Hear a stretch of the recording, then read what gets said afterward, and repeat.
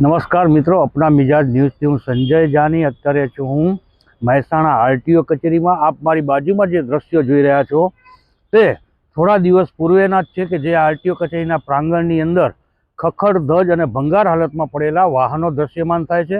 પરંતુ છેલ્લા થોડા સમયથી અહીં આગળ એક મહિલા આરટીઓ અધિકારીને મૂકવામાં આવ્યા છે, વિનીતાબેન યાદવ, જેમના આવ્યા પછી અહીં એટલા બધા સુધારા કરવામાં આવ્યા છે કે લોકો આરટીઓની કામગીરીની પ્રશંસા કરી રહ્યા છે।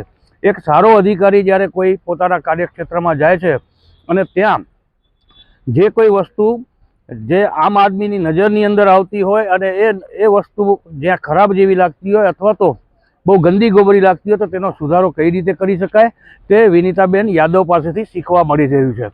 આપ જે મારી પાછળ જોઈ રહ્યા છો આ જે ગેટ છે આરટીઓનો ત્યાં પણ સાફ સુથરો કરી દેવામાં આવ્યો છે અને બીજા દ્રશ્યો હું આપણે મારી પાછળના બતાવી રહ્યો છું। જે બાજુમાં અહીં આગળ વર્ષોથી ભંગાર હાલતમાં વાહનો પડ્યા રહેતા હતા તે વાહનો અહીંથી ઉઠાવીને પ્રાંગણને સ્વચ્છ કરી દેવામાં આવ્યું છે।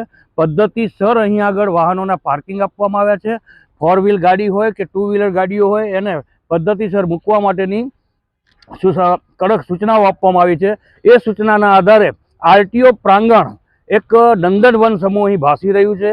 અહીં વૃક્ષો આચ્છિત આ ગ્રાઉન્ડની અંદર જે પ્રમાણે સાફ સફાઈ કરવામાં આવી છે અને જે રીતે અહીં આગળ ન્યુસન્સ કહી શકાય તેવી બાબતો જે ઊભી થતી હતી તેનો સદંતર રીતે નાશ કરી દેવામાં આવ્યો હોય તેવા દ્રશ્યો અહીં નજરે પડી રહ્યા છે।